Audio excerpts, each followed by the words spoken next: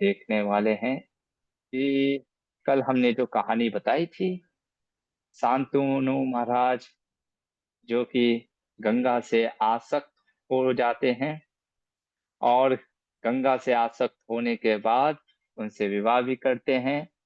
और जो गंगा ने 3 शर्तें रखी थी कि आप कभी मुझसे अपनी आइडेंटिटी नहीं पूछोगे, मैं कोई भी कार्य करूं उसमें आप क्वेश्चन नहीं उठाओगे, है ना, कि क्यों मैं कर रही हूं, और उसके पीछे कारण भी जानने का प्रयास नहीं करेंगे, है ना, जो कि उन्होंने अपने उनके पिता प्रतीप को भी बोला था। चलिए आगे बढ़ते हैं। आपके सामने मैं स्क्रीन शेयर करता हूं। और जैसा कि हम जानते हैं, जो बहुत सारे भक्त नए हैं उनको फिर से मैं बता दूं, ये महाभारत की कथा मुख्यतः रूप से नैमिषारण्य के जंगलों में शिलासूत गोस्वामी जी शौनक आदि ऋषियों को ये कथा सुना रहे हैं और बता रहे हैं कि मैं उस जन्मेजय के सर्प यज्ञ, ये स्नेक सैक्रिफाइस आपके सामने दिख रहा है, ये स्नेक सैक्रिफाइस जब कर रहे थे कौन, हमारे राजा जन्मेजय। क्यों कर रहे थे? क्योंकि जब उनके पिता परीक्षित महाराज को तक्षक ने डस लिया तो उस कारण से आस्तिक मुनि के, लेकिन वो हमने कथा पढ़ी कि आस्तिक मुनि से कैसे वो बच जाते हैं, है ना, लेकिन इनको जो यज्ञ जब ये करना प्रारंभ करते हैं तो उस यज्ञ के दौरान होता क्या है कि वह सम्पायन मुनि बैठे होते हैं। वह सम्पायन मुनि कौन थे? वो व्यास मुनि के बहुत ही विशेष भक्त थे। वह सम्पायन मुनि ने बताया कि मैं आपको आपके पूरे पूर्वजों की कथा सुनाता हूँ। ये महाभारत की कथा वह सम्पायन मुनि राजा जन्मेजय को कथा सुना रहे हैं। और उस कथा में हमने देखा कल कि किस प्रकार से हम देख रहे हैं राजा शांतनु की कथा चल रही है, जो कि प्रतीप महाराज के पुत्र हैं, और गंगा मैया की कथा चल रही है। हमने देखा कि राजा शांतनु को गंगा से 7 पुत्र हुए। 7 पुत्रों को जो है गंगा माँ ने मार डाला, किल कर दिया, है ना। कैसे? गंगा में ही डुबो करके। प्रश्न उठता है कि इतना बड़ा पाप, जघन्य पाप, छोटे नवजात शिशु को इस तरीके से गंगा में डुबो के मारना, क्या ये पाप नहीं लगेगा? इसीलिए आज मैंने बताया है, एक स्टेटस पे डाला, ये सच्चा बुरा, गुड और बैड, ये सब सुपरफिशियल है ना। ये मैं नहीं बोलता हूँ, ये हमारे आचार्य भी बोलते हैं। चैतन्य चैतामृत में एक श्लोक आता है ना कि अच्छा बुरा ये सब बाह्य है ना, क्या अच्छा है क्या बुरा है ना। सिंपल सा चीज लेता हूँ, है ना। कितने लोग को यहाँ पे कोई है ऐसा जिसको दूध नहीं पचता है ना। या कभी आपने देखा होगा बहुत से लोग को दूध नहीं पचता है, घी भी नहीं पचता है, दही भी नहीं पचता है ना। अब क्या कहोगे? खाने पीने में किसी के लिए वो खाना अमृत है तो किसी के लिए जहर है ना। वही चीज है। तो जब खाना पीना से चीजें अमृत और जहर हो सकती हैं, तो बाकी कार्यों से भी अमृत और जहर हो सकता है ना। आप ये मत सोचो कि ये कार्य सही है ये कार्य गलत है। क्या सही है क्या गलत है, ये बहुत निर्भर करता है कि हम उसको प्रयोग, सदुपयोग, उपयोग किस तरीके से कर रहे हैं, है ना। इसलिए ये बहुत ही बाह्य दृष्टिकोण है। खैर, 7 पुत्रों को मारने के बाद जब 8वां पुत्र गंगा फिर डुबो करके मारने जा रही थी, अब आदमी का एक टॉलरेंस होता है ना, कब तक सहेगा, है ना। हर का लिमिटिंग पॉइंट होता है, मेल्टिंग पॉइंट, केमिस्ट्री में पढ़ रहे हो आप लोग, है ना, कि हर का एक मेल्टिंग पॉइंट होता है। मेल्ट हो गई, है ना। कौन? शांतनु महाराज कहे कि बस करो। अरे ऐसा तो कोई राक्षसी नहीं करती, अपने पुत्रों को एक बार नहीं 7 बार मारा, अब ये 8वें पुत्र को तो छोड़ दे, है ना। तब गंगा कहती है, देखो 98वें चैप्टर में, मैं ऊपर नीचे ये चैप्टर ऐसे ऐसे ताकि आपको स्टोरी क्लियर समझ में आ सके। कहती है, पुत्र कामा नते हन्मि पुत्रम पुत्रवताम वर जीर्णस्तु मम वासोयम यथा सा सम्य कृतः। कहती है, हे नरेश, आपको पुत्र की इच्छा है, मैं जानती हूँ, और मैं वचन देती हूँ कि 8वें पुत्र को नहीं मारूंगी। आप जानना चाहते हैं मैं कौन हूँ? मैं गंगा हूँ। मैं जानू ऋषि की पुत्री जानवी हूँ, और मैं गंगा हूँ। मैं क्यों ऐसा की, इसके पीछे मैं आपको कथा सुनाती हूँ। हुआ क्या, वो कथा को चलते हैं। ये अष्टवसु, 8 वसु, मैंने बताया था 33 मुख्य देवता होते हैं। 33 और जो स्पेशल डेमिगॉड्स देवता होते हैं, 33 प्रकार के देवता ही नहीं होते हैं, 33 जो है मुख्य देवता होते हैं, है ना। हरे कृष्णा। अपने आप को म्यूट रखें जिससे कि हमको कोई डिस्टरबेंस ना हो। ठीक है, मैं ही म्यूट कर देता हूँ इधर से, है ना, क्योंकि डिस्टरबेंस हो जाता है जिससे हम सुन नहीं पाते। हाँ। तो उसमें से जो अष्ट वसु हैं, 8 वसु हैं, है ना। मैं नाम नहीं, ठीक है चलिए नाम भी दिखा देता हूँ अष्ट वसु का। आपके स्क्रीन पे है। वैसे मैं नाम नहीं दिखाना चाहता था। एक का नाम, ये हमारे शिला मध्वाचार्य अपने महाभारत तात्पर्य में बोलते हैं। पहला जो है धरा, उसको आपा भी कहते हैं, उसको द्रोणा भी कहते हैं, उसको पृथु भी कहते हैं। अलग अलग नाम होते हैं। जैसे आप लोग का भी घर में नाम कुछ होगा, चिंटू पिंटू और स्कूल का भी नाम होगा, है ना? तो वैसे, है ना। तो ऐसे धारा, अनिला, ध्रुवा, आहा, आनला, सोमा, प्रत्युषा, प्रभास, है ना। तो ऐसे करके अष्ट वसु होते हैं, अलग अलग उनके नाम होते हैं। ठीक है। तो ये अष्ट वसु में जो सबसे छोटे वसु थे, जैसे नाम है देखो, द्यू, है ना, द्यू कह लो या ध कह लो। तो एक वसु थे अष्ट वसु में, जो नाम है द्यू। ध्यू कर लो या ध कह लो, हिंदी में संस्कृत में, हाँ? या विभवसु कह लो, पूर्वसु कह लो, जो भी कहीं कहीं अलग अलग नाम मिलेंगे। तो ये अष्टवसु जो थे, एक बार ऐसे ही निकल पड़े थे रमण करने के लिए अपनी पत्नियों के साथ। हुआ क्या, कश्यप मुनि, कश्यप मुनि की बहुत सारी पत्नियां थी, आपको पता है। एक पत्नी थी सुरभि, सुरभि गाय नाम सुना है ना, वही सुरभि। इससे इनको एक पुत्री होती है, कामधेनु गाय। प्रभु जी ये सब क्या चल रहा है, पुरुष होकर के कोई स्त्री ये गाय कैसे जन्म दे सकता है। ने बताया कश्यप मुनि कोई साधारण नहीं है, जेनेटिक इंजीनियर मान लीजिए, है ना। वो जीन्स को चेंज कर सकते हैं, इतने पावरफुल। अरे आज के साइंटिस्ट इतना कर ले रहे हैं, आपको लग रहा है कश्यप मुनि ये सब नहीं कर सकते, है ना, इतने पावरफुल ये तो, है ना। तो जस्ट, है ना, आप इसको देखो कैसा होता है पुराणों में कुछ चीजें इतना, अब इसके पीछे के स्टोरी का वो धर्म से, है ना। अब इसके कि ये कैसे हुआ, ये क्यों हुआ, तो आपको जेनेटिक इंजीनियरिंग, है ना, जो शास्त्रों में, वेदों में, आयुर्वेद इत्यादि ये सब चीज आते हैं, वो पढ़ना पड़ेगा। हर चीज ये पुराण में आपको नहीं मिलेगा, है ना। अब वो स्टोरी बताने लग गए कि कैसे कश्यप मुनि सुरभि से गाय पैदा कर दिए, है ना, तो वो अब आपको पढ़ना है, जानना है, तो वो विद्या आपको समझनी पड़ेगी। तो महाभारत का उद्देश्य ये नहीं है, महाभारत का उद्देश्य है कि आपको धर्म बताए कि धर्म क्या है ना। तो ये सब चीजों के अगर आपको ये सब विश्वास नहीं भी होता है, अरे नहीं हम मानते हैं, इट्स ओके, आप वो चीज मत मानो। कम से कम ये तो मान सकते हो कि इसके पीछे जो इम्पैक्ट, जो नॉलेज है ना। देखो मैं हमेशा बोलता है, scriptures are not just factual, है ना। स्क्रिप्चर्स जो होते हैं सिर्फ फैक्ट नहीं है, दे क्रिएट इम्पैक्ट, है ना। वो इम्पैक्ट भी क्रिएट करते हैं हमारे लाइफ में, है ना। और मेरा मोन फोकस है इस इम्पैक्ट पे, कि आपके जीवन में क्या ये प्रभाव डाल रहे हैं, वो समझना है ना। सिर्फ फैक्ट आपको नहीं बताना है, कहानी का फैक्चुअल चीजें सिर्फ बताना मेरा उद्देश्य नहीं है। तो इनको एक गाय थी, नंदिनी नाम था, कामधेनु गाय थी, ऐसा कहते हैं स्वयं। तो हुआ क्या, इस गाय, तो ये लोग आए आश्रम, और ये आश्रम जो था किसका था, देखिए स्वयं बोल रही है गंगा, ये आश्रम था।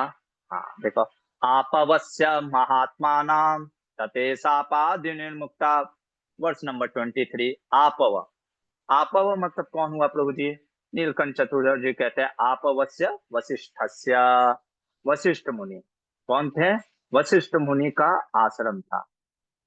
किसका आश्रम था प्रभु जी, वशिष्ठ मुनि का आश्रम था। वशिष्ठ मुनि के आश्रम में जब ये पहुंचे, कौन, अष्टवसु अपनी पत्नियों के साथ, तो वहां पे इनको ये कामधेनु गाय दिख गई, बड़ी आकर्षित हो गए। कौन, जो उनकी द्विवसु की जो पत्नी थी, उनका नाम था वारंगी, है ना। तो वारंगी आकर्षित होकर के अपने पति से कहती है, द्विवसु से, ये गाय इतनी आकर्षित कर रही है मुझे, इसका क्या क्वालिटी है? कहते हैं, देवी, ये कामधेनु गाय है। इस गाय के वर्णन के बारे में कहते हैं वसु जी कि इस गाय के, अगर है ना, कोई इस गाय का खूबियां देखिए, बता रहे हैं, है ना, कि इसका स्वादिष्ट, पहले तो दूध जो है अमृत के जैसा है। कोई भी पीता है इसके दूध को तो वह 10,000 वर्षों तक जीवित रहेगा और उतने समय तक युवा अवस्था में रहेगा, यानी कोई बुढ़ापा नहीं आएगा, है ना। उत्तम गाय, है ना। ऐसा गाय का दूध तो हम लोग भी पीना चाहेंगे, कम से कम राधा गोविंद जी को भोग लगे। खैर, है ना, ये गाय इनको तपस्या से मिला था, वशिष्ठ मुनि को। कोई भी चीज जीवन में बिना तपस्या के प्राप्त नहीं।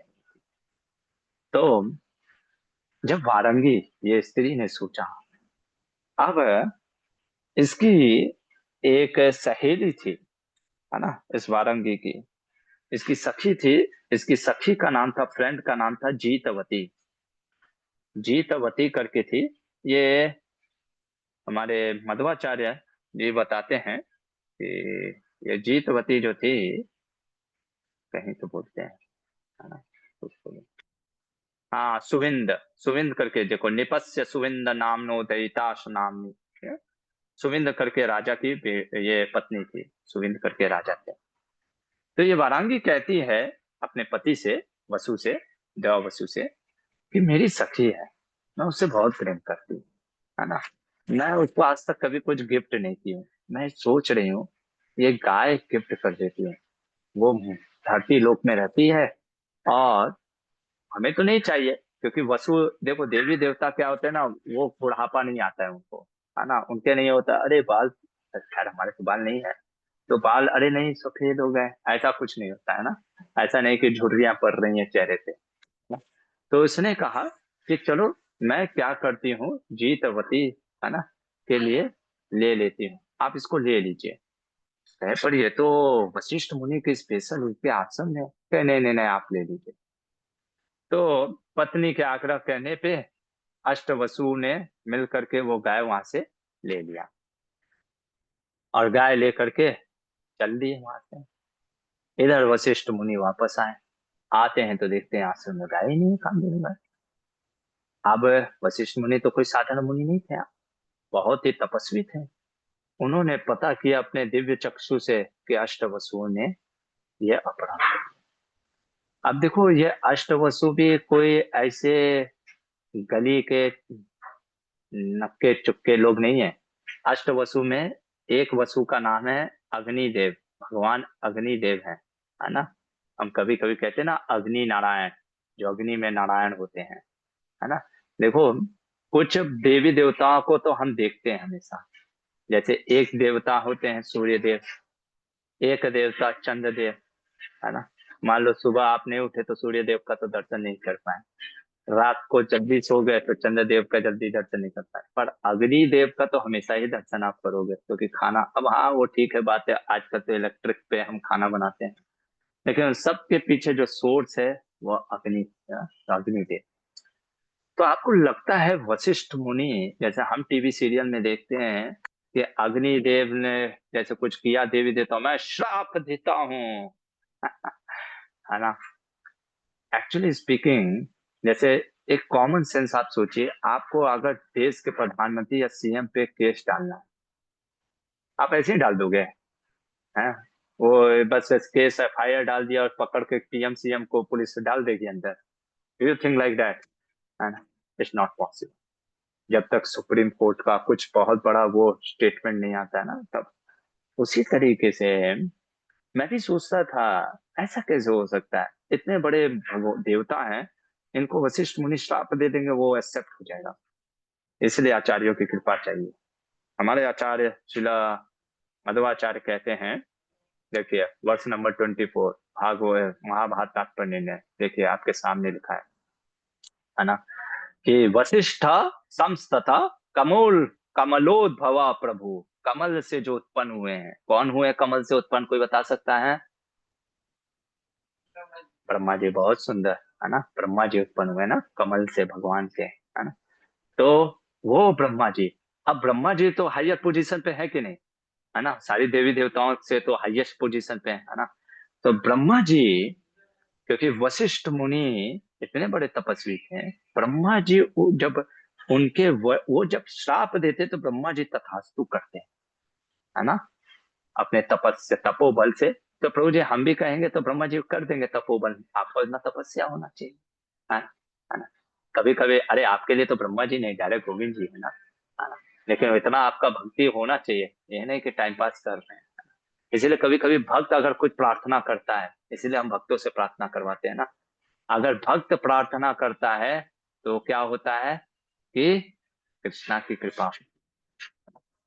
तो ब्रह्मा जी उनके वचनों को क्या करते हैं, वो एक तरीके से मोहर लगा देते हैं। और ब्रह्मा जी और क्या वशिष्ठ मुनि श्राप देते हैं, वशिष्ठ मुनि कर्ज करते हैं कि ये जो आठों वसु हैं, इन्होंने ये चोरी कार किया। देखो चोरी वोरी ये सब ऊपर नहीं होता है, ये सब कहाँ होता है, धरती लोक पे होता है।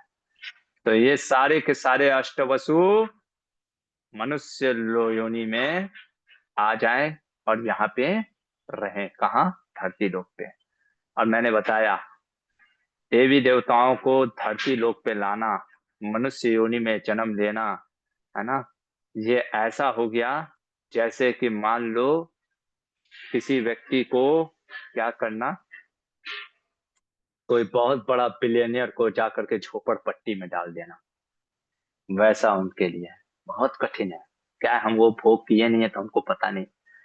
तो खैर अष्ट वसुओं को भी पता चला कि वशिष्ठ मुनि ने श्राप दे दिया, सारे वसु पहुंचे और ये सबकी पत्नियां भी पहुंची, सबने मतलब क्षमा मांगा। तो प्राय देखोगे ब्राह्मण कैसे होते हैं ना, क्रोधी भी होते हैं और बहुत जल्दी शांत भी हो जाते हैं, ये स्वभाव है ना। ये मैं अपने जीवन में भी देखता हूँ, प्राय हमारे गुरुकुल के बच्चे थोड़ा सा अनुभव किए होंगे। प्रभु जी जल्दी क्रोध में भी आते हैं, बहुत शांत भी हो जाते हैं। तो तो वशिष्ठ मुनि शांत हो गए। उन्होंने कहा ठीक है, आप सात ने वो मतलब आपका योजना नहीं था, तो आप में से सात जो है तुरंत लिबरेट हो जाओगे, मतलब तुरंत मुक्ति मिल जाएगी, बहुत समय नहीं रहना पड़ेगा, कुछ ही समय के लिए आपको रहना पड़ेगा। और आठवां जो है ये देववसु, चूंकि इसने इसने मेन था कल्प्रेट, इसलिए आठवें वसु को आपके, अब देखो क्योंकि श्राप को पूरी तरीके से काटा नहीं जा सकता, आप साइंस को समझना, काट सकते हैं लेकिन बात झूठी हो जाएगी। जैसे एक बार एक किसी व्यक्ति ने मेरे से प्रश्न किया, प्रभु जी भगवान शिव के पास इतना पावर नहीं था, जब दक्ष प्रजापति का सिर काट करके बकरे का ही सिर लगाना पड़ा, या चलो वो भी ठीक है, कोई कह सकता है वो तो सिर जला दिया था वीरभद्र ने। तो गणेश जी का कहानी आपने सुना होगा पुराणों में, तो गणेश जी का भी तो हाथी का सिर लगाया। आपको लगता है कि भगवान शिव के पास इतना पावर नहीं है कि उसको फिर से सिर लगा दे सही से? देखो ऐसा नहीं है, क्योंकि हमको झूठ बोलने की आदत है। हम आज सुबह कुछ बोलते हैं, शाम को कुछ और बोल देते हैं, है ना, है ना, प्राय, है ना। हम बात से पलट जाते हैं, हम तो ऐसा नहीं बोले थे, हम ऐसे बोले थे।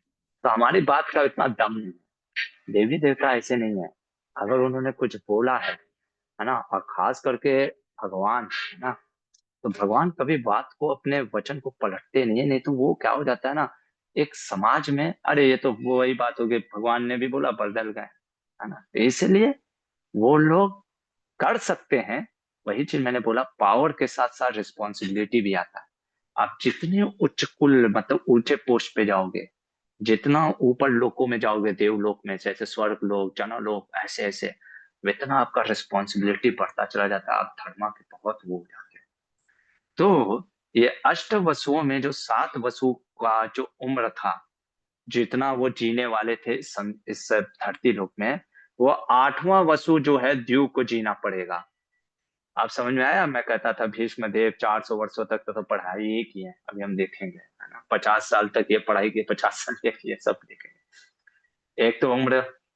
अब जब ये मरेंगे, अब देखो कई लोग कहानी अलग अलग बनाते हैं, अरे भीष्म देव ने किसी पक्षी को ऐसे मारा था इसलिए उनको बाणों की सैया पे लेटना पड़ा, ऐसे ऐसे। अब उसका मुझे सोर्स नहीं पता, पर मैं आपको जो कहानी बता रहा हूँ इसका सोर्स है महाभारत तात्पर्य निर्णय शिल मध्वाचार्य का द्वारा, है ना।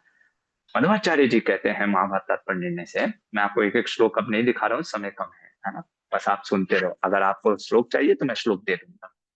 मध्वाचार्य जी कहते हैं कि श्राप देते वक्त वशिष्ठ मुनि ने ये बोला कि आठों व्यक्तियों का जो पीड़ा है, जो जैसे आठ, हर व्यक्ति मरते वक्त जो पीड़ा सहेगा, आठों व्यक्ति का जो पीड़ा है ये इस एक वसु को, जीव वसु को अकेले सहना पड़ेगा, इसलिए बाणों की सैया पे लेटे रहे।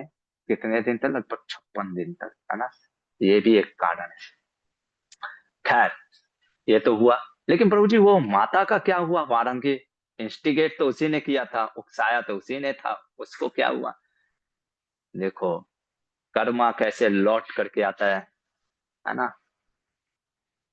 कहते हैं ये वारंगी यही अंबा बनेगी। क्या बनेगी? अंबा। बस जान लो, कहानी हम देखेंगे। ये अंबा को कभी पति का सुख नहीं मिलेगा, है ना, बस जान लो। फिर ये अगला जन्म लेगी, उस समय भी स्त्री बनेगी, पर चूंकि यही अंबा जो है ये क्या करेगी, ये बदला लेगी अपने पति द्यू, यही भीष्म होते हैं, है ना, ये बदला लेगी, है ना।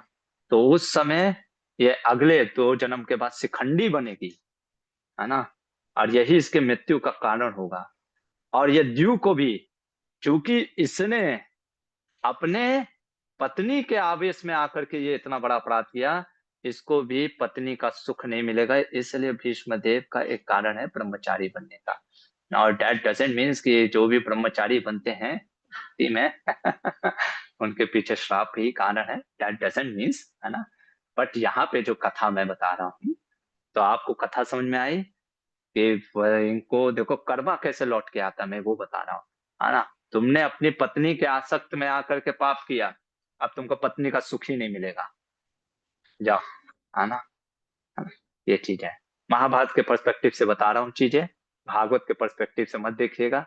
भागवत के पर्सपेक्टिव से अगर हम देखें तो वशिष्ठ मुनि के श्राप को भीष्म देव ने वरदान में ले लिया, है ना, ब्रह्मचारी बन करके भगवान की सेवा कर। इतना क्लियर है ये चीजें। ये सारा चीजें कहानी गंगा बताती है शांतनु महाराज को, कहती है यही 8वां जो पुत्र है। अब अब प्रश्न उठता है ये लेकर के क्यों जाती है गंगा? कहती है मैं इसको अभी लेकर के जाती हूँ, ये गंगा दत्त देवव्रत, गंगा दत्त गंगा का पुत्र है तो गंगा दत्त अभी नाम है, देवव्रत बाद में देखेंगे। उसके पीछे कहानी है, और एक और कहानी प्रभु जी, ये डायरेक्ट प्रतीप महाराज के पास जब आई थी गंगा मैया, डायरेक्ट बोल देती है ना। तो कहती हैं कि शांतनु को कि आप राजा महाभिषक थे और आप ही वरुण देव के अंश हैं, मेरे पति के रूप में देवलोक में। मैं राजा प्रतीप के पास क्यों आई, ये कहानी तो महाभारत में नहीं आता, महाभारत तात्पर्य निर्णय में हमारे मध्वाचार्य कहते हैं। देखो, देवी देवताओं का एक धर्म है। क्या धर्म है? पहले तो ये अष्टवसु जब इनको श्राप मिलता है, ये मिलते हैं गंगा मैया से, एक फोटो दिखाया आपको ना, हाँ। तो गंगा मैया के पास आते हैं, उनको पता चलता है कि गंगा मैया भी अवतरित होने वाली है धरती लोक पे, क्योंकि उनको भी मतलब वो, लेकिन उनको श्राप ये नहीं मिला था कि वो मनुष्य योनि में जन्म लेंगी। महाभीषक को, वरुण जी को श्राप मिला था देवता को कि वो मनुष्य योनि से निकलेंगे, तो वो प्रतीप राजा के पत्नी के गर्भ से मनुष्य योनि में प्रकट हुए। गंगा मैया मनुष्य देव योनि में ही थी, ठीक है। अब हुआ क्या, ये जो अष्टवसु थे इन्होंने कहा हम किसी भी मनुष्य लोक की स्त्री के गर्भ से नहीं जन्म लेना चाहते। अरे बहुत हीन समझते हैं, आप समझो देवी देवता, है ना। वो जब आते हैं इस धरती पे पैर तक नहीं रखते हैं, है ना। पाप का जमीन है ये सब चीजें, वो वहीं पे पैर रखते हैं जहाँ पे गौशाला या मतलब गाय के गोबर से या यज्ञ कुंड हो, है ना, तब वो पैर रखते हैं। तो खैर वापस आता हूँ। तो स्टोरी इस तरीके, तो ये अष्टवसु जाकर के मिलते हैं गंगा मैया से और कहते हैं हमें आप हमारी माँ बनो, है ना। गंगा मैया भी कहती हैं ठीक है, मैं आपको सबको देखो, लेकिन राजा को एक तो बेटा दो ना, है ना, ठीक है। और ये अष्टवसु वरदान देते हैं कि आप हमको डुबो करके जब मारोगे तो आपको पाप नहीं लगेगा, क्योंकि हम खुद अपनी इच्छा से मरना चाहते हैं, है ना, वो लिबरेशन है ना। तो गंगा मैया कहती है ठीक है, पर एक वसु तो, एक बेटा तो दे दो। तब ये अष्टवसु कहते हैं कि एक को जिसको ये श्राप मिला रहने का, हम सारी अपनी शक्तियां इस अपने अपने कुछ कुछ अंश जो पावर है इसको देते हैं, ठीक है ना। तो गंगा मैया कहती है ठीक है। अब गंगा मैया प्लान सोच रही थी कि कैसे मुझे शांतनु का बनना है पत्नी, और साथ ही साथ इन सातों को मारना है। अब समझे, इसलिए उन्होंने प्लान बना करके आई और प्रतीप महाराज के पास, कि जिससे कि ये तीन वरदान ले सके कि मैं कल कुछ करूं। क्यों प्रभु जी, ऐसा क्यों? देवी देवताओं का एक धर्म है, जैसे ही अगर देवताओं की आइडेंटिटी पता चल जाती है ना, ये मध्वाचार्य अपने 43rd 44th वर्ड्स में लिखते हैं, है ना, मैं आपको दिखाता हूँ, है ना, कुछ भी मैं अपने मन से नहीं बोल रहा हूँ, हो सकता है आपके लिए नया हो, लेकिन ये कोई, मैं अपने मन की बात, देखो, कारणम पगमे यान्ति धर्मोपयसाम तथा विधा अदृश्यात्मा, है ना। तो यहाँ पे श्री मध्वाचार्य जी पूरा चीज लिखते हैं, है ना। ये क्या कारण है इसके पीछे? कहते हैं कारण यही है, पहला चीज जीवन में याद रखो, देवी देवताओं की अगर आइडेंटिटी पता चल जाती है, वो वहां से चली जाती है। क्योंकि गंगा की आइडेंटिटी अब पता चल गई, इसलिए गंगा कहती है अब मैं आपके साथ नहीं रह सकती। लेकिन कोई कह सकता है पर प्रभु जी वो तो उसी के पति है ना, वरुण देव। लेकिन वो वरुण देव पति होंगे, पर अभी मनुष्य योनि में है ना। देव योनि में होते तो कोई बात अलग होती, इसलिए अब नहीं, है ना। इस कारण से आइडेंटिटी जैसे ही पता चल गई देवताओं की, उसी तरीके से मैं एक चीज सीखता हूँ, हमारा जो धर्म है, जैसे आप स्टूडेंट हो, प्रयास करो अपने धर्मों का पालन करने का, है ना। जैसे देवी देवताओं भी देखो कितना कठिनाई हो रहा होगा छोड़ते वक्त गंगा मैया को, लेकिन अपने धर्म का पालन करना जरूरी है ना। पहला वो धर्म, क्या धर्म है प्रभु जी? कि आइडेंटिटी पता चल गई तो वो वहां से निकल जाती है, इस कारण से। और भी बहुत सारी चीजें हैं, वो अब हम कल बताएंगे। तो यहाँ पे हमने यही कहानी देखी, गंगा मैया, अष्टवसुओं की कथा, और किस प्रकार से आठवां जो पुत्र देवव्रत, जिस देवव्रत कह रहा हूँ, गंगादत्त अभी नाम है, इसको लेकर के जाती है, कहती कि मैं वापस लाऊंगी इसको, है ना, ये होता है उच्च शिक्षा, है ना, उच्च शिक्षा में प्रदान करेंगे। अब जब देवव्रत की कथा आएगी, है ना, हम आपको कुछ चीजें बताएंगे। फिर भी अभी के लिए मैं एक चीज और बता देता हूँ, माँ बाप का क्या चेतना होता है, जिसको गर्भाधान संस्कार भी कहते हैं, वो भी डिपेंड करता है किसके ऊपर? संतान के ऊपर। सिर्फ वही नहीं डिपेंड करता, पर वो भी एक डिपेंड करता है। आप देखो, जब जो भी है ना, ये आठवां पुत्र उत्पन्न हो रहा था, तो इसके पिता शांतनु के मन में आप सोचो क्या जा रहा होगा। 7 बेटे मर चुके हैं, आठवां बच्चा जरूर कंसीव कर रहे होंगे, तो कितना कंफ्यूजन होगा, कितना उनको वो चीज होगा कि क्लैरिटी नहीं होगा। हम अपने जीवन में भी, मतलब भीष्म देव के जीवन में भी देखेंगे, क्लैरिटी इन द सेंस, वो भी एक कंफ्यूजन स्टेट में, क्या सही, क्या करना है, क्या नहीं करना है ना, वो चीजें, वो उस उस मतलब मैं इसको मनुष्य के शिक्षाओं से आपको जोड़ करके बताऊं, है ना। तो ये चीजें, और कभी भी कोई रिश्तों में हम जब प्रवेश करते हैं, जैसे यहाँ पे गंगा और शांतनु का देख रहे हैं, इसलिए कहता है शास्त्र, खैर ये सब तो स्टोरी मैंने आपको कई बार बताया, 3 लेवल पे स्टोरी देखना है, एक तो भगवान के, एक उसके पीछे की कहानी मैंने बता दिया, पर हमको क्या सीखना है वो भी सीखते हुए चलना है, जो महाभारत है। हम क्वेश्चन नहीं कर रहे हैं किसी पे, लेकिन हमको सीखते हुए चलना है। कभी भी कोई रिश्तों में जब हम एंट्री करते हैं, है ना, विशेषकर मैरिड लाइफ में, ये सब चीज बहुत इंपॉर्टेंट है। उस रिश्तों के बुनियाद जो है, फाउंडेशन है, वो बहुत इंपॉर्टेंट है। Identity is very very much important. अगर हमको पता ही नहीं, हम कुछ ऐसा चीजें अगर प्रण ले लेते हैं, है ना, जो कि एक अनलिमिटेड चीज का, जैसे इन्होंने ले लिया कि मैं कभी पूछूंगा नहीं, कभी कुछ भी गलत करो, तो जब आप समझ के रखो, आज नहीं तो वो इमोशंस में लिया हुआ डिसीजन आज नहीं तो कल टूटेगा, है ना। भले ही वो कितना प्यार में लोग बोल देते ना, अरे हम तो आपके लिए चांद तारे तोड़ लाएंगे, है ना, फिर वही चांद तोड़े तोड़ने के लिए लड़ाई में हो जाती है। तो ये चीज समझना बहुत जरूरी है। इसीलिए भावनाओं में बह करके निर्णय नहीं लेते हैं, भावनाओं के साथ साथ हम अपने बुद्धि का भी प्रयोग करते हैं। इसलिए भगवान कहते हैं भगवद गीता में बुधा भाव समन्विता। और इसलिए हम शास्त्रों को भी पढ़ते हैं, अपनी भावनाओं से ही सिर्फ भक्ति नहीं करते। श्रील रूप गोस्वामी हमारे आचार्य कहते हैं, श्रुति स्मृति पुराण आदि पंचरात्र की विधि बिना एकांत की हरे भक्ति पादेव कल्पते। अरे हरि की भक्ति भी करनी है तो शास्त्रों के आधार पे करते हैं। शास्त्र मतलब बुद्धि, है ना, अपने बुद्धि का भी प्रयोग करना होता है। सिर्फ हमारी भावना नहीं चलती कि मेरे को ये भावना है, मेरी इच्छा है। आपकी इच्छा अच्छी है, भावना रखना है, और भावना के साथ साथ बुद्धि भी लगाना है। यहीं पे रुकते हैं। हरे कृष्णा।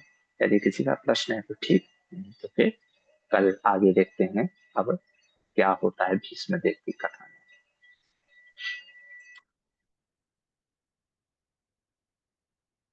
यस भास्कर प्रभु। तो जी हरे कृष्णा दंडवत प्रणाम। तो जी ये बोला था नैमिषारण्य जो है वो धाम में काउंट नहीं हम्म। होता है, क्योंकि वहां तो कोई लोग ज्यादा जाते नहीं है। नहीं, धाम है, जाते हैं हम भक्त लोग, जाते हैं भगवत पढ़ते हैं वहां पे। देखते हैं उसको, अलग अलग स्तर पे है। ओके हरे कृष्णा। हरे, yes, प्रिया माता जी। हरे कृष्णा प्रभु जी।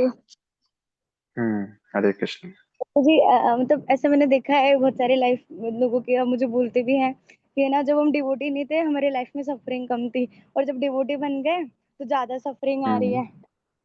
हम्म तो हम कैसे एक्सप्लेन कर सकते हैं दूसरों को और खुद को भी, मतलब ऐसा होता है। फिर वो हम्म पांडव का और इन सब का एग्जाम्पल दे। हम्म। देखिए, उसके कई सॉल्यूशन दे सकते हैं। माता जी ने प्रश्न किया है कि जब भक्त नहीं थे तो ज्यादा सफरिंग नहीं था, जब भक्त बन गए तो बल्कि ज्यादा सफरिंग है। तो कभी कभी डॉक्टर के पास जाते हो, डॉक्टर अगर कुछ जैसे मान लो बैंडेड लगाता है, जैसे मैं बचपन से वो हैंडी प्लास्ट आता था ना, चोट लग जाता था खास करके जब पैर पे, बाल के ऊपर। अब उसको खींचते, एकदम निकालते वक्त देखा है बहुत दर्द होता है ना। कुछ डॉक्टर ऐसे एक बार में खींच देते हैं। कुछ कहते हैं अरे अरे आराम से पानी लगा लगा करके। तो वैसे ही चीज कभी कभी भगवान, आप जब भक्त बन जाते हो तो भगवान कहते हैं अरे अब तो भक्त बन गया है, अब इसको एक बार में निकाल दो यार, है ना। तो कई बार पूरा जो दुनिया भर का लॉ, जो आपका कर्मा है, वो एक ही जन्म में निकाल देते हैं, है ना। वो भी एक कारण है। कई इसके कारण हो सकते हैं, सिर्फ वही एक कारण नहीं है कि वो सफरिंग क्यों आता है। जैसे मैंने एक और चीज बताता हूँ, कभी कभी ना इग्नोरेंस इज ए ब्लिस भी लगता है ना। जैसे अभी मान लीजिए ये रूम है, इसमें अगर कहीं गंदगी छिपी है तो पता नहीं चल रहा, लेकिन जब झाड़ू लगा तो अरे इतना गंदा है। तो इसलिए कभी कभी भक्ति में जब हम आते हैं तो बहुत सारे सफरिंग हमको पता चलते हैं। ठीक ठीक है। थैंक यू सो मच प्रभु। हरी हरे बोल। कृष्ण प्रभु अच्छा, जी, ये दंडवत प्रणाम। दंड प्रणाम। कौन बोल रहा है? आकाशवाणी कहाँ से हो रही है? हाँ प्रभु जी। हाँ बोलिए माता जी, नहीं नाम मैं प्रभु पूछ जी, रहा था कौन अभी है। माता जी ने अभी एक क्वेश्चन किया ना, उसके लिए हाँ। मुझे भी यही प्रश्न था, तो मुझे प्रभु जी ने खूब अच्छा उत्तर दिया था इसका। तो अच्छा। जैसे भक्ति में आए बाद में तकलीफें होती है वो कि ज्यादा तकलीफें होती है ऐसा। तो हम्म उसका उत्तर प्रभु जी ने ऐसे दिया था कि जैसे एक नशे में बहुत नशा करने वाला है, वो नशे करने हम्म वाला कहीं पे नाली में गिर गया, कहीं मार लगा, कुछ हो गया, हम्म। तो उसको समझ में नहीं आता, और जब नशे में नहीं से आता। उसको नशे में से उसके नशा उतर जाती है, तो फिर उसको समझ में आता है कि मुझे यहाँ मार लगा, बिल- यहाँ मार लगा। तो वैसे ही भौतिक बिल्कुल। जगत में हम जब रहते हैं तो ये सब तकलीफें होती है, हम्म लेकिन समझ में नहीं आता है। और है ना, जब हम भक्ति में आते हैं तो ये सब बातें हमें समझ में आती है कि ये गलत है, ये हमसे तकलीफ हो रही है। ये उदाहरण वही। देके प्रभु जी ने बताया था। हाँ, धन्यवाद। बिल्कुल हरे बिल्कुल वही चीज है, इग्नोरेंस इग्जैक्टली तमोगुण में चीजें समझ। अच्छा, मैं एक हरे कारण और बताना भूल गया कि राजा प्रतीप के पास क्यों गंगा मैया नहीं आई डायरेक्ट, है ना? क्योंकि कभी भी जो होता है, हो सकता है राजा प्रतीप, मध्वाचार्य कहते हैं, वो विवाह ना कराते। क्यों? कहते अरे आप तो देवी हो, है ना? और मैं मतलब कि या तो मेरा बेटा तो मनुष्य योनि में है, मैं कैसे करा दूं? नहीं करा सकती। इस कारण से, है ना? इस कारण से अब वो कहानी फिर बता। आप कह सकते थे कि गंगा मैया तो बोल सकती थी ना, अरे वो जो होगा जन्म लेगा वो महाभीष। अब ऐसे थोड़ी ना होता है। तो इस कारण से उन्होंने ऐसे योजना बना करके वो पूरा है किया। एक और रीजन। यस, कोई प्रश्न कर रहा था क्या? हरे कृष्णा प्रभु जी, दंडवत प्रणाम। प्रभु जी, प्रणाम। यही पूछ रही थी प्रभु जी, जो इतनी सारी स्टोरियां चल रही हैं, सभी इतने सुंदर सुंदर, और इसके इतने सुंदर प्रभु जी मोरल निकल के आ रहे हैं, तो प्रभु जी इससे हम याद कैसे रखें? और जब हाँ हाँ हमारी हाँ। सिचुएशन ऐसी होती है प्रभु जी ना, तो हम जब क्लास में सुनते हैं तो सोचते हैं कि अब हम ऐसे करेंगे जब सिचुएशन आएगी तो। बट जब हमें ये मोरल्स याद होते नहीं प्रभु जी, जब हम लाइफ में ऐसे कुछ कंडीशन आते हैं, हम कुछ भी इसे अप्लाई करना भूल जाते हैं। तो कैसे हम याद रखें सारी ये मोरल्स को प्रभु जी? हरे कृष्णा। हाँ, प्रश्न यह है कि इन मॉडल्स को याद कैसे करें। तो बार बार हमको इसीलिए आते रहना चाहिए, सुनते रहना चाहिए, इसीलिए बार बार कहानियां आती रहती हैं। अलग अलग महाभारत में अलग अलग कहानियों के रूप से फिर से वही चीज सुनते हैं स्टोरी। दूसरा चीज, सही बात है, धर्मा को बोलना आसान है पर करना बहुत मुश्किल होता है। इम्प्लीमेंटेशन लाने में समय लगता है, इतना आसान नहीं होता है। कई जन्मों के संस्कार हैं, कई चीजें हमको याद रखना चाहिए कि हमने कुछ गलत कार्य किया है और वो रिपीटेडली किया है। तो अब उसको बार बार सुन करके जब अच्छा कार्य बार बार करेंगे तब वो संस्कार जाता है, समय लगता है। तो डोंट वरी, एटलीस्ट आप आ रहे हो, सुन रहे हैं, है ना? एक चित्त में जा रहा है, अनकॉन्शियस माइंड में ये सब चीजें जा रहा है। और इसीलिए एक टीचर की भी जरूरत होती है। कल कोई भी भागवत में एक प्रश्न पूछा था किसी ने कि प्रभु जी, ऑनलाइन लेक्चर को सुन लेने काफी नहीं है कि हमको कोई टीचर की जरूरत पड़े? मैंने वही बात बोला था उस समय भी, और आज भी मैं फिर से बोल रहा हूँ, कोई एक चीज दूसरे चीज को काटता नहीं है। जैसे हमने पितरों को अभी खाना खिलाया, है ना? तो इसका अर्थ ये नहीं होता है, कई लोग बोलते हैं अरे पितरों को खिलाने से क्या फायदा, गरीबों को खिलाओ, है ना, लोग जो जिंदा लोग हैं उनको खिलाओ, मरे हुए को क्या। अरे भाई, कब शास्त्र ने मना किया है कि जिंदा लोगों को मत खिलाओ? कभी ऐसा देखा है? पर आपका प्रॉब्लम क्या होता है ना, हमारा आज प्रॉब्लम क्या होता है, हमने ये कर दिया तो अब मेरा सब हो गया, अब हम ये क्यों करें, है ना? ये आपका प्रॉब्लम है, शास्त्र का प्रॉब्लम नहीं है। आपको लगता है मैंने ये कर दिया तो अब ये करने की क्या जरूरत है, मैंने पढ़ लिया तो खाने की क्या है? अरे सब चीज की जरूरत पड़ती है ना? वैसे ही कोई एक चीज दूसरे को रिप्लेस नहीं कर सकता। पितृ ऋण अलग होता है और भूत ऋण अलग होता है। भूत ऋण मतलब, हाँ, आप गरीबों को भी खिलाओ, मतलब गरीब इन द सेंस लोगों को भी खिलाओ, और पितरों को भी खिलाओ, है ना? वैसे ही सिर्फ शास्त्र गुरु को रिप्लेस नहीं कर सकता, है ना? शास्त्र जरूरी है पर गुरु भी जरूरी है, पर्सनल टीचर। वो रिप्लेस नहीं कर सकता शास्त्र, शास्त्र उसको कभी रिप्लेस नहीं कर सकता। चैट जीपीटी आ जाएगा पर चैट जीपीटी कभी एक पर्सनल टीचर को रिप्लेस नहीं कर सकता। जिस दिन आपको ये लगता है कि सिर्फ मैं लेक्चर सुन करके भगवान को प्राप्त कर लूंगा, ऑल द बेस्ट, क्योंकि वो प्रोसेस है ही नहीं। हमारे आचार्यों ने मना किया, वो प्रोसेस बताया। ठीक है? यस महेश प्रभु, फटाफट पूछ लीजिए। धन्यवाद प्रभु जी। हरे कृष्णा। हाँ, दंडवत प्रणाम प्रभु। प्रभु, यस। हम देखते हैं बहुत सारे देवता के कहानियों में कि उनका भी हमारे हाँ जैसा ही आम आम जिंदगी है। और मैं बलि हाँ महाराज का भी कहानी सुन रहा था कि उनका भी अपना सुतल लोक में राज्य है और उनका भी बहुत हाँ सारे पत्नियां हैं। अब ध्रुव महाराज का भी अपना एक राज्य, पूरा प्लेनेट दे दिया भगवान ने। तो उनको भी मतलब ऐसा देवता लोग को भी मतलब पता पता है ना कि मतलब शुद्ध भक्ति गोलोका वैकुंठ उनको भी पता है। फिर भी इन लोग का भी मतलब जन्म मृत्यु जरा व्याधि का जो जीवन में ये लोग भी मतलब भगवत प्राप्ति नहीं करना इच्छा है, या मतलब वो हमको दिखाने के लिए ऐसा लीला चल रहा है देवता लोग का भी, क्योंकि अगर वो चाहते हैं तो मतलब इतना करीबी संपर्क में है मतलब उनका सब, वो चाहते हैं तो इससे वैसे भी वो लोग भी निकल सकते हैं। अच्छा प्रश्न है।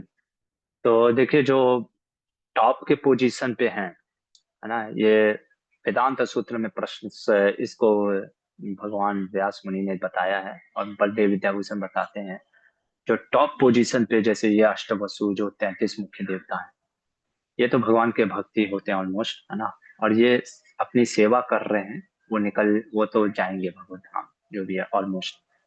बाकी जो देव योनि में होते हैं, अलग अलग देवता होते हैं, यही तो समझना है प्रभु जी।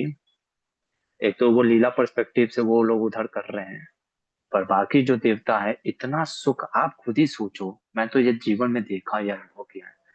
जब व्यक्ति के पास बहुत सुख होता है ना, तो वो कहता है कि क्यों भक्ति करना। खास करके कलयुग में तो 99% लोग वही भक्ति करने आते हैं जो दुखी हैं।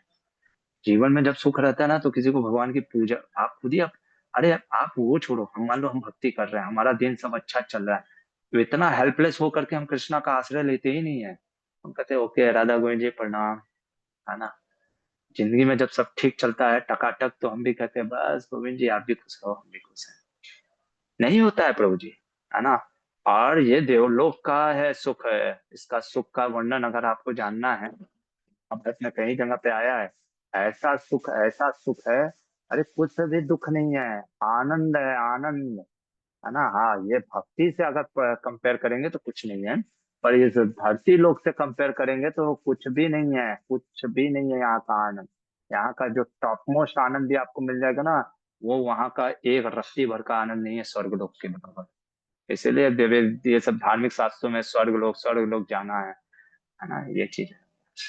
तो वो इतना सुख के कारण व्यक्ति ना, इसलिए कंप्लीसेंट हो जाता है ना। प्रभुपाद लिखते हैं सतो गुण भी बंधन का कारण होता है, क्योंकि सत्वा भी बांध देता है आपको, कंप्लीसेंट हो जाते हो, है ना। अरे क्या है यार सुख है, क्योंकि सतोगुण का दो चीज है, एक सुख है और एक ज्ञान है। ज्ञान से अहंकार हो जाता है, रजोगुण में आ जाते हो, और सुख से कंप्लीसेंट हो जाते हो तो तमोगुण में आ जाते हो। ये चीज है। ठीक है प्रभु जी। हाँ प्रभु, और साथ में sorry if I am taking time, हाँ तो इसके साथ हम एक और भी ऑब्जर्व करते हैं इनके जो एक्टिविटीज है, जैसा कि हाँ बलि हाँ, महाराज के साथ इतना सारे पत्नियां हैं, और उनका भी मतलब ऐसा लगता है कि वो लोग भी भोग विलास में है, परंतु वो बिल्कुल। भोग तो मतलब मुझे ऐसा लगता है वो हो ही नहीं सकता, क्योंकि इतना जो साक्षात भगवान उनका जो मतलब द्वारपालक बने हैं, तो वो कैसा ये मतलब हम समझ सकते हैं प्रभु इसको, कि वो भोग हाँ विलास में तो होने ही हो सकते, परंतु फिर भी ये सब चल ही रहा है पूरा, मतलब वो सृष्टि चल रहा है वहां पे भी, तो इसको कैसे समझे, वो देखिए, मतलब भक्ति का है या हम्म, मतलब वो मटेरियल में है, हम्म, या जितने में मटेरियल है हृदय में भगवान को मतलब ध्यान कर रहे। हम्म, हम्म। प्रश्न है कि जैसे बलि महाराज का प्रश्न पूछा जा रहा है, ये सब स्टोरी जब आएगा प्रभु जी तो मैं एग्जैक्टली आपको पूरा चीजें बताऊंगा। देखिए कैसा होता है ना, हर शास्त्र का पर्सपेक्टिव अलग होता है। भागवत के पर्सपेक्टिव से बलि महाराज के भागवत तत्व को दिखाया जा रहा है। प्रहलाद महाराज के पर्सपेक्टिव को भागवत में प्रहलाद महाराज के भागवत चीज को दिखाया गया। अभी आएगा, अभी आपको स्टोरी महाभारत में आएगा प्रहलाद महाराज का, इन सब का, इनका जो स्टोरी है देखो। महाभारत धर्म अर्थ काम मोक्ष चारों पे, है ना। तो मुख्यतः अलग अलग शास्त्रों में जब हम ये सब भोग विलास सुनते हैं कि इतना भोग भी किए हैं, उद्देश्य ये है शास्त्रों का कहने का कि तुमको भोग मिलेगा, जिसको मान लो भोग पाना है, धर्म से पा, है ना। तो ये जो बलि महाराज ये सब जो है ना, ये लोग भोग भी करते हैं, ऐसा नहीं। भागवत में भी आता है, नरसिंह देव कहते हैं कि अपने पुण्य को भोगो और पाप को काटो। पुण्य को कैसे भोगते हैं, सुख प्राप्त करके भोग लेते हैं, है ना। ये एक श्लोक आता है, एग्जैक्टली मुझे याद नहीं आ रहा है, नरसिंह देव बोलते हैं, है ना। तो ये लोग पुण्य भोग करके काटे लेते हैं, है ना। आप देख रहे हो भगवान उसी पुण्य को व्यास मुनि दूसरे शास्त्रों में दिखा करके धर्म दिखा देते। तो ये चीज है, ठीक है। बताएंगे धीरे धीरे सब चीजें, मैं बताऊंगा एक दिन में आपको सब चीजें नहीं, सब आप क्या वो फिर कैसा होता है ना, धीरे धीरे हम समझेंगे क्या क्या चीजें मल्टी लेयर है ट्रुथ का। तो ये बस आप समझ लीजिए कि वो भोग भी कर रहे हैं, और वो जो है क्या बोलते हैं, वो भगवान के भक्त भी हैं। और ये स्टेट बहुत ही कॉमन नहीं है, मैं ये कहूँगा इट्स रिक्वायर रियली, जैसे प्रभुपाद जी कहते हैं ना कि पानी में उतर करके बिना भीगे है ना मछली पकड़ लेना, है ना, to be in this world but not of this world, है ना, वो उस तरीके से ये सीखने के लिए, जैसे जनक महाराज का उदाहरण देते हैं भगवान कर्म योगी में, है ना, कि अभी वो कथा आएगी, हम पढ़ेंगे महाभारत में, है ना, कि जनक महाराज राजा होकर के अनासक्त कैसे हो गए, वैरागी नहीं थे और अनासक्त, ये कैसे हो सकता है, यही तो सीखना है, और वो लोग इतने टॉप पोजीशन पे। ठीक है, बहुत धन्यवाद प्रभु ओके, आपका। अभी वो यहीं पे रुकते हैं और कल मिलते हैं, देखते हैं कि आगे की कथा में महाभारत ग्रंथ की जाए।